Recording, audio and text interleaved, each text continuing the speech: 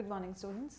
So in the present section अब हम कुछ और टर्म्स के बारे में बात करेंगे जो कि आपको जेनेटिक्स के इन चैप्टर्स में बहुत ज़्यादा हेल्प करेंगी, बिकॉज यही टर्म्स टीचर बार बार यूज़ करता है, तो आपको इन सारी कॉमन टर्म्स में कन्फ्यूजन नहीं होनी चाहिए, राइट।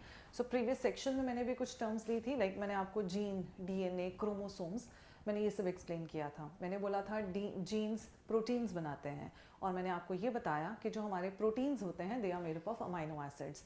नेचर में अमाइनो एसिड्स 20 ही होते हैं, तो जितने भी प्रोटीन्स बनते हैं जिस भी ऑर्गेनिज्म में बनते हैं, इन्हीं 20 अमाइनो एसिड्स के अलग अलग सीक्वेंस से बनते हैं, ठीक है। तो आपने इस चीज़ को याद रखना है। एक चीज़ और प्लीज़ आप ध्यान में रखिए कि आप प्रोटीन्स अमाइनो एसिड से बने हुए होते हैं। इस चीज़ को आप एक मोतियों से बनी हुई जो माला होती है, ठीक है, आप उससे भी याद कर सकते हो। जैसे एक माला होती है, मान लीजिए उसमें सारे जो पर्ल्स हैं, जो मोती हैं, वो वाइट कलर के हैं, that means same amino acid से भी वो पूरी चेन बन सकती है, पूरा प्रोटीन बन सकता है। मान लीजिए 3 पिंक हैं, 3 ब्लू हैं, 3 ब्लैक हैं, लाइक दिस। तो इस तरीके से वो अमाइनो एसिड्स अलग भी हो सकते हैं। तो इस प्रकार से, इस तरह से अमाइनो एसिड की सीक्वेंसिंग बहुत अलग अलग तरह की होती है हर एक प्रोटीन के अंदर। एक अमाइनो एसिड के बदलने से भी पूरा प्रोटीन की नेचर जो है वो चेंज हो जाती है। तो काइंडली इस चीज़ को आपने ध्यान में रखना है। सो नेक्स्ट हमारे पास जो अगली टर्म आती है वो आती है एलील्स। तो एलील्स अब होते क्या हैं, हम इस चीज़ को समझ लेते हैं। एलील्स जो होते हैं, alleles are the various forms of a gene. हमारा जो जीन होता है, मैंने बोला जीन डीएनए का सबसे छोटा सेगमेंट होता है जिसके पास पर्टिकुलर कैरेक्टर्स की क्या होती है, इन्फॉर्मेशन होती है, स्किन केयर, हाइट, व्हाट्सएवर, ठीक है। तो यहाँ पर एलील्स क्या होते हैं, alleles are the various forms of a gene. एक जीन की जो वेरियस फॉर्म्स होती हैं, ठीक है, या the alternative forms of a gene, ठीक है, ऑफ अ जीन, ये भी बोल सकते हैं, वेरियस बोल लो या फिर ऑल्टरनेटिव, ये भी बोल सकते हैं आप, ठीक है। The alternative forms of a gene को हम क्या कहते हैं, एलील्स कहते हैं। इसको आप इस तरीके से समझिए, जैसे कि आई colour. Let me explain this term, ठीक है, मैं इस टर्म को आपको एक्सप्लेन कर देती हूँ हियर। तो मैं आपको एक्सप्लेन कर रही हूँ एलील्स, ठीक है। One second, example. तो मान लीजिए मेरे पास जो जीन है, I am taking the example of a gene of I colour. Gene है हमारे पास आई कलर का, हाँ, आई कलर का जीन है। तो अब इसमें जो है आई कलर किस तरीके का हो सकता है। आई कलर कैन बी ब्राउन, है ना, it can be dark brown, ठीक है। मान लेते हैं ये लाइट ब्राउन है, ये डार्क ब्राउन है। और आई कलर आपने कौन से देखे, you have seen grey I colour, you have seen green I colour, you have seen black I colour, right. तो आंखों का रंग तो सभी का है, बट किसी का ब्राउन, लाइट ब्राउन, किसी का डार्क ब्राउन, किसी का ग्रीन, ग्रे, व्हाट्सएवर। तो अंडरस्टैंड कीजिए, आंखों का रंग का जो जीन है वो तो सभी की बॉडी में है, पर इस जीन की ये अलग अलग क्या है, फॉर्म्स होती हैं। तो एक जीन की अलग अलग फॉर्म्स के लिए जो वर्ड हम यूज़ करते हैं वो होता है एलील, राइट। तो इस चीज़ को समझिए। जैसे एक और एग्जांपल ले लेती हूँ कि मैंने यहाँ पर अब जो मैंने जीन लिया है, the gene is of height, right. तो हाइट के केस में जो हाइट होगी या तो टॉल होगी या फिर क्या होगी, ड्वार्फ होगी, यानी शॉर्ट होगी, है ना। या तो कोई हाइट में बहुत ज़्यादा, एक मिनट, या तो काफ़ी टॉल हाइट होगी या फिर छोटी हाइट होगी, शॉर्ट हाइट होगी। तो यानी हाइट तो छोटे वाले में भी कुछ तो हाइट है, बड़े लंबे वाले में भी हाइट है, बट अंडरस्टैंड कीजिए उस जीन की फॉर्म्स अलग अलग हैं। तो एक जीन की ऑल्टरनेटिव फॉर्म्स के लिए जो वर्ड हम यूज़ करते हैं उसको हम एलील बोलते हैं। तो आपने इस तरीके से याद रखना है, ठीक है। सो एलील्स क्या होती हैं, various forms of a gene are called as alleles, ठीक है। Next we have is haploid and diploid. ये टर्म्स को हम समझ लेते हैं यहाँ पर, अंडरस्टैंड करो। एक सेल होता है, ठीक है, सेल के अंदर वी हैव न्यूक्लियस, ठीक है। इस न्यूक्लियस के अंदर जब हमें पता है डीएनए वैसे इंटैंगल्ड मास ऑफ थ्रेड्स, यानी धागे की तरह, उलझे हुए धागों की तरह जो है वो प्रेजेंट रहता है, ठीक है। इस चीज़ को आपने याद रखना है। लेकिन जब वही क्रोमोसोम्स वो कंडेंस होके क्या बनते हैं, क्रोमोसोम्स बनते हैं। एक चीज़ याद रखिए, हर स्पीशीज़ के अंदर डीएनए यानी उस धागे को कंडेंस करके कितने क्रोमोसोम्स बनते हैं, ये भी स्पीशीज स्पेसिफिक होता है। जैसे इंसान के अंदर, हमारे अंदर जब क्रोमोसोम्स को आई मीन टू से क्रोमैटिन मटेरियल को कंडेंस करते हैं तो टोटल 46 क्रोमोसोम्स बनते हैं और वो 23 जोड़े में बनते हैं, राइट। तो हर स्पीशीज़ के अंदर ये नंबर अलग होता है। किसी के अंदर इन्हीं क्रोमैटिन मटेरियल्स को कंडेंस करने के बाद आपको हो सकता है 16 क्रोमोसोम्स मिले, किसी में हो सकता है 48 टोटल क्रोमोसोम्स जो हैं वो मिले। तो इस तरीके से स्पीशीज़ स्पेसिफिक होता है ये नंबर भी, और ये हमारी एक पहचान ही होता है, आइडेंटिफिकेशन होता है एक स्पीशीज़ का। तो याद रखेंगे। तो हैप्लॉइड वर्ड का मतलब क्या है यहाँ समझते हैं। जब क्रोमैटिन मटेरियल को, मैं यहाँ छोटा सा बना देती हूँ, जब इस क्रोमैटिन मटेरियल को कंडेंस किया गया और जो क्रोमोसोम्स हैं वो ऐसे एक एक सेट में मौजूद हैं, सिंगल सिंगल सेट में अगर क्रोमोसोम मिलता है, इसको हम हैप्लॉइड बोलते हैं। हैप्लॉइड का मतलब होता है वन सेट। हैप्लॉइड का मतलब होता है सिर्फ एक सेट होना, क्रोमोसोम जोड़े में नहीं है, ठीक है। वन सेट ऑफ क्रोमोसोम अगर हो, ठीक है, यानी दिस धागा, दिस क्रोमैटिन मटेरियल कंडेंस हुआ और सिंगल सिंगल क्रोमोसोम ही प्रेजेंट हो उसके अंदर, इसको बोलते हैं, ऐसे सेल को हम बोलेंगे हैप्लॉइड। इसको हम एन से डिनोट करते हैं। कैसे डिनोट कर रहे हैं? एन, यानी हैप्लॉइड, जहाँ क्रोमोसोम सिंगल सेट में मौजूद होता है, ठीक है। दूसरा डिप्लॉइड। डिप्लॉइड हमारे पास नाम से समझिए, डिप्लॉइड में क्या होता है, हमारे पास इसी के अंदर ये धागा कंडेंस हुआ, मैं सीधे ही न्यूक्लियस बना लेती हूँ यहाँ पे। तो यहाँ पर दिस धागा यानी क्रोमैटिन मटेरियल कंडेंस हुआ, लेकिन यहाँ पर हमारे पास ये जो क्रोमोसोम्स हैं वो जोड़े में मौजूद हैं। जैसे इंसान के अंदर यही जो टोटल क्रोमोसोम्स 46 होते हैं पर 23 जोड़ों में होते हैं, तो जोड़ा इस तरीके से बनता है, राइट। तो वो जो पेयर है वो, आई मीन टू से पेयरिंग इज देयर, जोड़ा बन रहा है। तो जहाँ क्रोमोसोम के दो सेट्स हों, जोड़े में क्रोमोसोम हो, उस सिचुएशन को हम क्या बोलते हैं? डिप्लॉइड बोलते हैं। तो क्योंकि यहाँ जोड़े में है, इसको हम 2n यानी डिप्लॉइड बोलते हैं। तो n स्टैंड्स फॉर हैप्लॉइड, यानी जहाँ पर एक सेट ऑफ क्रोमोसोम है, and diploid is 2 sets of chromosome. इसका एक विजुअल रिप्रेजेंटेशन मैं यहाँ पर बना देती हूँ, जिससे आपको और भी इजीली जो है ये चीज़ समझ में आ जाएगी। So let us make the diagram of a cell. मान लीजिए ये एक cell and this is also a cell, ठीक है। इसके अंदर दिस इज द न्यूक्लियस, यहाँ पर भी क्या है? ये न्यूक्लियस, ठीक है। मैं डिफरेंट कलर्स यूज़ कर रही हूँ। मान लेते हैं वी हैव एक क्रोमोसोम ये रहा, चलो मैं पूरा ही बना देती हूँ। ये वन क्रोमोसोम दिस, एक क्रोमोसोम ऐसे है, and we have one more chromosome like this. तो कैन यू सी यहाँ सारे जो क्रोमोसोम हैं वो एक एक सेट में मौजूद हैं। तो आपको देख के समझ में आ जाएगा ये क्या है, it is a haploid cell. और हैप्लॉइड सेल कहाँ पर प्रेजेंट होता है, समझिए इस चीज़ को। मैं अभी एग्जांपल्स भी लिख देती हूँ। डिप्लॉइड में क्या होगा, अगर मैं यही सेम क्रोमोसोम्स का लेके चलूँ, तो यहाँ क्रोमोसोम्स ऐसे जोड़े में मिलेंगे आपको, ठीक है। तो बस सिंपल याद रखना है, जहाँ क्रोमोसोम जोड़े में है वो डिप्लॉइड सिचुएशन होती है, जहाँ पर एक सेट में हो वो हैप्लॉइड सिचुएशन होती है। Are you able to understand? तो यहाँ पर ये क्या है? डिप्लॉइड, ठीक है। तो साथ साथ नोट्स बनाते जाइए, आपको बहुत इजीली चीज़ें क्लियर हो जाएंगी। तो चलिए एग्जांपल में लिखते हैं यहाँ पर कि कहाँ कौन से सेल्स होते हैं हमारे हैप्लॉइड या डिप्लॉइड। तो हैप्लॉइड में आपने याद रखना है गेमीट्स। हमेशा में ये सेंटेंस याद रखिए, gametes are always haploid. Gametes are always haploid. Gametes क्या होते हैं?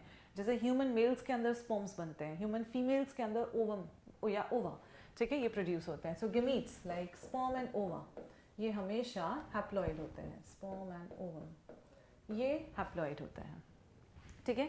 सो इस तरीके से यू कैन रिमेंबर हैप्लॉइड होते हैं ये।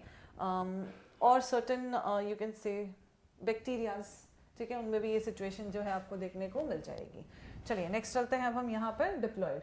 डिप्लॉइड तो जो हमारी बॉडी के जितने भी सेल्स होते हैं, आप इसको ऐसे समझ के देखो, ह्यूमन बीइंग का रेफरेंस से मैं आपको हैप्लॉइड डिप्लॉइड बताती हूँ। तो हमारी बॉडी में जो हैप्लॉइड सेल्स हैं यानी स्पर्म एंड ओवम, ये गेमीट्स होते हैं। Gametes are always haploid. कहाँ बनते हैं गेमीट्स? रिप्रोडक्टिव ऑर्गन्स के अंदर बनते हैं। फीमेल में वो रिप्रोडक्टिव ऑर्गन्स क्या होते हैं, ओवरीज होती हैं, जबकि मेल्स में वो रिप्रोडक्टिव ऑर्गन्स क्या होते हैं, पेयर ऑफ टेस्टीज होते हैं, राइट। तो मैं स्पेसिफिकली उन पार्ट्स का नाम ले रही हूँ जहाँ पर गेमीट्स बनते हैं, करेक्ट।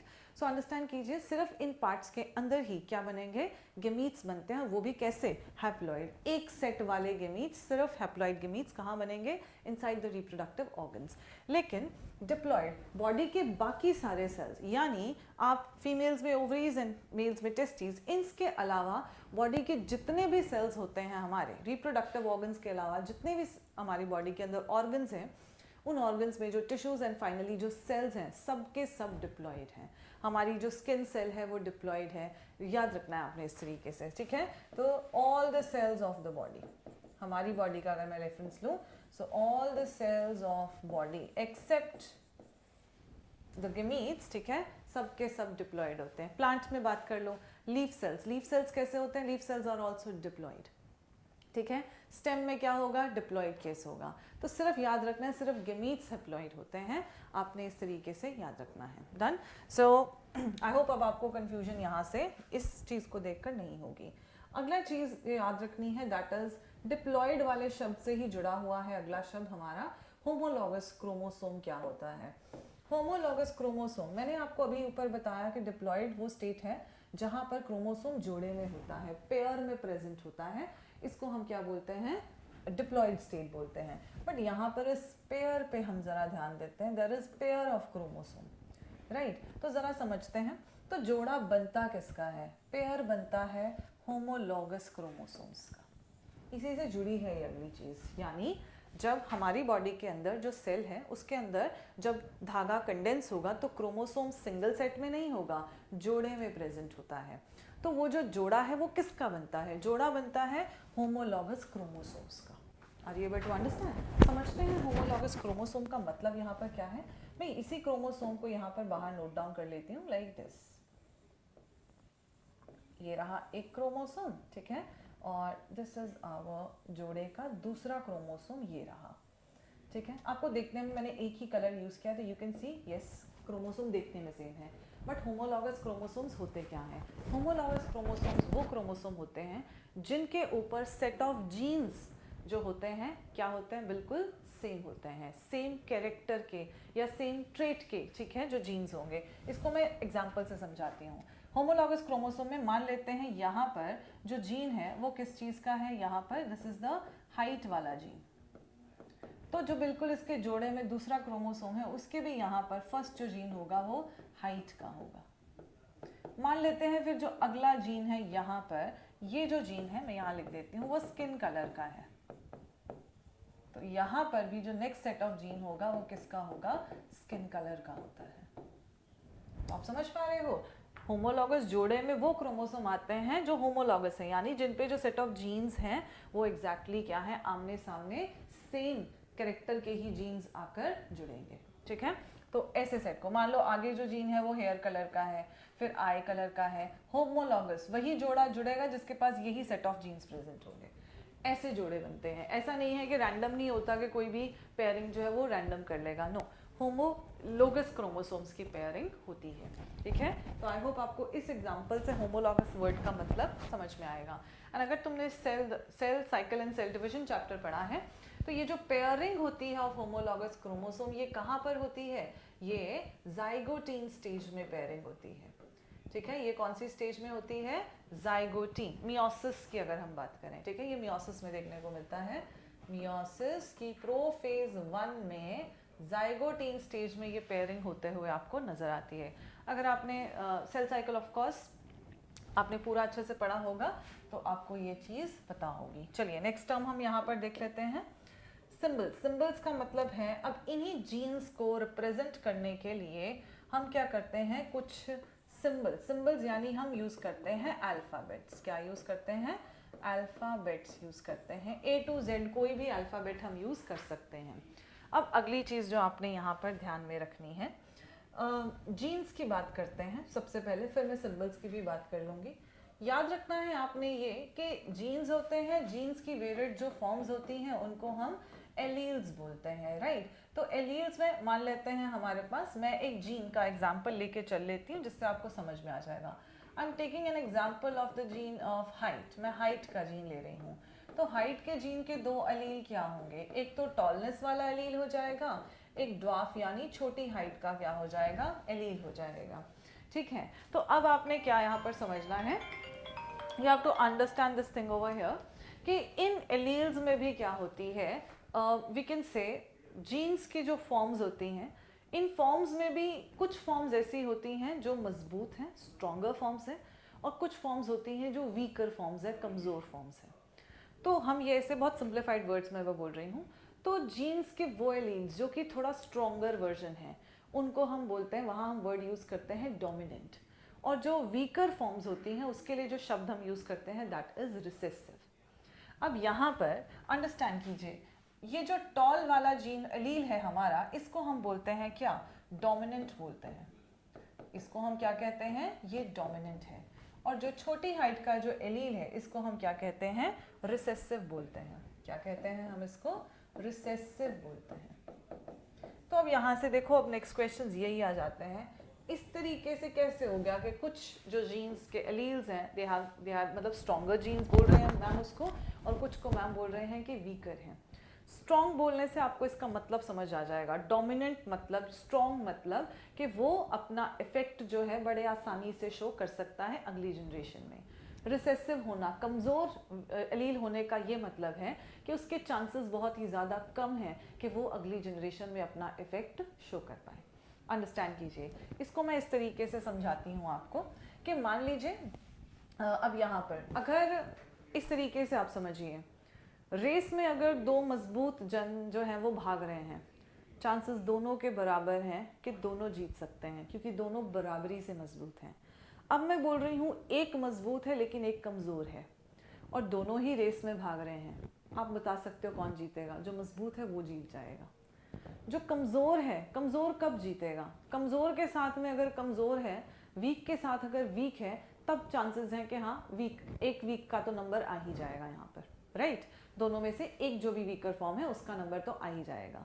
तो समझिए यहाँ पर एलील्स भी कुछ इस तरीके से ही काम करते हैं। जीन्स जो होते हैं बेसिकली हमारे, वो इस तरीके से ही काम करते हैं। जीन्स की कुछ मजबूत फॉर्म्स होती हैं जिन्हें हम डोमिनेंट बोलते हैं, कुछ कमज़ोर फॉर्म्स होती हैं जिसको हम रिसेसिव बोलते हैं। आप इस चीज़ को समझेंगे। जैसे हाइट के केस में टॉलनेस को हम क्या कहते हैं, डोमिनेंट है, एंड ड्वार्फिज्म को हम, छोटी हाइट को क्या बोलते हैं, ये रिसेसिव है। इसको कैसे हमने देखा, हम मैक्सिमम, आपको पता कैसे चलता है, मैक्सिमम जो भी आपको ट्रेट नज़र आ जाए एक पॉपुलेशन में, आपको वहाँ से समझ में आ जाता है। Like average height of human beings, आप इर्द गिर्द जितने भी ह्यूमन बींग्स देख रहे हो, एक्सट्रीम टॉल भी बहुत कम है, एक्सट्रीम ड्वार्फ भी बहुत कम है। मैक्सिमम ह्यूमन बींग्स आपको एवरेज हाइट के दिखते हैं, यानी एवरेज हाइट जो है मोस्ट फेवरेबल कैरेक्टर जो है वो हो गया। ठीक है, तो अब यहाँ पर आप इस चीज़ को समझे मेरे साथ में, डोमिनेंट एंड रिसेसिव। अब मैंने यहाँ पर सिंबल्स की बात की थी, हम अल्फ़ाबेट्स जो है यहाँ पर यूज़ करते हैं। तो आपने याद रखना है, हम डोमिनेंट के लिए जो मजबूत फॉर्म है उसके लिए तो हम जो लेटर यूज़ करते हैं वो हम कैपिटल लेटर यूज़ करते हैं। डोमिनेंट के लिए हम कैपिटल लेटर यूज़ करते हैं। वो कैपिटल लेटर, वन सेकेंड, हाँ जी, it can be like tallness के लिए मैंने कैपिटल टी यूज कर लिया। ठीक है, वहीं रिसेसिव यानी कि जो वीक फॉर्म है हमारी, उसके लिए हम स्मॉल लेटर केस यूज करते हैं। क्या यूज करते हैं, स्मॉल लेटर यूज करते हैं। जैसे कि ये आपने याद रखना है, जब तक जीन सेम है, यानी ये दोनों जीन्स हाइट के हैं, दोनों जीन्स हाइट के हैं, तो आप अल्फाबेट एक ही चूज करोगे। जैसे मैंने टी लेटर चूज किया है। Don't think small letter case में जो है मैं कुछ चेंज कर दूंगी, लेटर टी ही रहेगा। ठीक है, कैपिटल टी, स्मॉल टी। ठीक है, इससे ये प्रूव होता है जीन एक ही कैरेक्टर का है, यानी हाइट का है। ठीक है, तो इस तरीके से याद रखना है। तो अब आप यहाँ पर ये चीज़ समझिए, पॉसिबिलिटी क्या क्या हो सकती है। पॉसिबिलिटी ये हो सकती है कि दोनों जो जीन्स है हमारे पास वो मजबूत वाले हैं, या पॉसिबिलिटी हो सकती है एक मजबूत है और एक कमज़ोर वाला एलील है, या पॉसिबिलिटी हो सकती है हमारे पास दोनों ही कमज़ोर हैं। राइट, तो समझिए, आप मुझे बताओ कि इनके केस में कौन सा ट्रेट होगा। अगर दोनों ही एलील्स मजबूत हैं, हाइट कैसी होगी, टॉल होगी। एक मजबूत एक कमज़ोर, हाइट कैसी होगी, टॉल होगी ऑफ कोर्स। ये वाला केस में हाइट कैसी होने वाली है, यहाँ पर जो हाइट होगी वो ड्वार्फ होगी। Is this thing clear? तो मैंने ये आपको क्यों लिख के दिखाया है यहाँ पर? Coming back to those homologous chromosome पे आप यहाँ पर अगर आ जाएं तो ये जो जीन्स होते हैं यही तो होते हैं। मतलब अगर इस क्रोमोसोम में हाइट का जो जीन है वो है कैपिटल टी, सामने वाले पर है मान लीजिए स्मॉल टी, बताइए अगले जो जनरेशन में जब ये क्रोमोसोम्स बेसिकली पास ऑन हो गए उस बच्चे की हाइट कैसे होने वाली है? आपको भी पता है, एक मजबूत है एक कमज़ोर है, हाइट कैसे होगी? टॉल होने वाली है। इस तरीके से ये डिसाइड होता है जितने भी कैरेक्टर्स हैं सब में। आप स्किन कलर की बात कर लो, हर कैरेक्टर की इंफॉर्मेशन दो दो है और जोड़े में प्रेजेंट है। दो दो क्यों है? क्योंकि एक सेट ऑफ क्रोमोसोम कहाँ से आता है? हमारी मदर से आता है, और एक सेट ऑफ क्रोमोसोम कहाँ से आता है? हमारे फादर से आता है। तो सेम, चाहे आई कलर स्किन कलर, सबके क्रोमोसोम्स जोड़े में प्रेजेंट है लाइक दिस। तो इसमें एक क्रोमोसोम मैटरनल है, एक पैटर्नल है, एक मदर से आया है, एक फादर से आया है। ये मदर से आई हुई हाइट की इन्फॉर्मेशन है, ये फादर से आई हुई हाइट की इन्फॉर्मेशन है। पर बच्चे की हाइट दोनों का मिक्स थोड़े होगी, एक ही होगी ना। तो किसकी होगी? जो डोमिनेंट है। ऐसे याद कीजिए, जो डोमिनेंट है वो ही अपना इफेक्ट शो करेगा आगे। कमज़ोर कब शो करेगा? जब कमज़ोर के सामने कमज़ोर है। जब दोनों ही स्मॉल टी होंगे तब हाइट ड्रॉप होगी। अंडरस्टैंड करें इस चीज़ को। ऐसे ही स्किन कलर की इंफॉर्मेशन मदर से भी आएगी, फादर से भी आएगी। और बच्चे की स्किन का कलर डिपेंड करता है डोमिनेंट जीन किसका है। हो सकता है दोनों के डोमिनेंट हो सकता है दोनों के रिसेसिव हो सकता है एक का डोमिनेंट हो और एक का रिसेसिव हो। इसको बस शब्दों का खेल है, आपने बस इसको समझना है और आपको समझ में आ जाएगा कि जीन्स किस तरीके से वर्क करते हैं। ठीक है? हाँ जी, अब यहाँ पर तो मैं यही बोल रही थी कि डीएनए के अंदर यही पॉसिबिलिटीज़ हो सकती हैं। एक और चीज़ मैं यहीं पर एक्सप्लेन कर देती हूँ, वो ये कि जब दोनों ही जीन्स, चाहे डोमिनेंट हो चाहे रिसेसिव हो, इस सिचुएशन को हम क्या कहते हैं? होमोजाइगस बोलते हैं। क्या बोलते हैं हम इसको? होमोजाइगस। ध्यान से देखो, अगर तो जीन्स का सेटअप ये है तब भी हाइट टॉल होगी, अगर ये है तब भी टॉल होगी। अंतर क्या है? यहाँ दोनों डोमिनेंट है, यहाँ एक डोमिनेंट है और एक रिसेसिव है। यहाँ दोनों डोमिनेंट है, यहाँ एक डोमिनेंट और एक रिसेसिव है। तो अंडरस्टैंड कीजिए, दोनों डोमिनेंट हो या जो दोनों रिसेसिव हो, ये दोनों रिसेसिव हैं। इस सिचुएशन को हम क्या कहते हैं? होमोजाइगस। यानी इसको बोलोगे होमोजाइगस डोमिनेंट, ये कहलाएगी होमोजाइगस रिसेसिव। और जो ये वाला है ये क्या कहलाएगा? इसको हम कहते हैं heterozygous. This is heterozygous, right? तो अगर मेरी हाइट टॉल है, आप मेरी टॉल हाइट तो देख सकते हो, पर आप या मैं ये नहीं बता सकते कि मेरे सेल्स के अंदर जीनोटाइप ये है या ये है। I able to understand? यानी इंफॉर्मेशन ये वाली है या ये वाली है। Everyone can see this only. ठीक है? तो इस तरीके से आपने याद रखना है। तो यहीं से दो टर्म्स मैं और जोड़ देती हूँ इधर, one is phenotype and genotype. ठीक है? द टू टर्म्स यहाँ पर है हमारे पास, एक है फिनोटाइप, ठीक है, एक होता है जीनोटाइप। फिनोटाइप को आपने याद रखना है, फिनोटाइप मतलब फिजिकल अपीयरेंस, पीएच से याद रख लेना इसे, फिजिकल अपीयरेंस। तो फिनोटाइप इज फिजिकल अपीयरेंस। जैसे कि आप ये स्किन का कलर, अपना स्किन का कलर या हाइट, जो कैरेक्टर्स का फिजिकल अपीयरेंस में आप देख पा रहे हो, जैसे height tall, you can see, I can see the tall height, right? तो जो आप देख पा रहे हैं फिजिकल अपीयरेंस में, ये क्या होते हैं? Phenotype. Like the tall here is phenotype. यानी फिनोटाइप को आप देख सकते हो, लेकिन इस टॉल या ड्वार्फ जो भी हाइट होगी, इस फिनोटाइप के पीछे जो सेल्स के अंदर इंफॉर्मेशन है, जो कि ना तो मैं ना तो आप देख सकते हैं, इसको जीनोटाइप बोलते हैं। We all can see the phenotypes but we all can not see the genotypes. Correct है? ये चीज़ आपने याद रखनी है। सो ये याद रखना है। जीनोटाइप क्या होता है? जेनेटिक मेकअप होता है। Genotype is genetic makeup.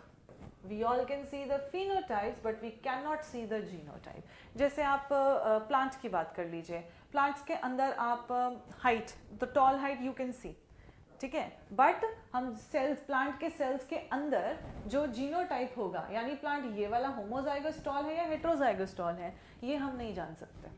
तो genotype is the genetic makeup, but genetic makeup की वजह से ही फिनोटाइप पॉसिबल होता है। आया ये चीज़ समझ में? तो these are the two terms, phenotypes and genotypes.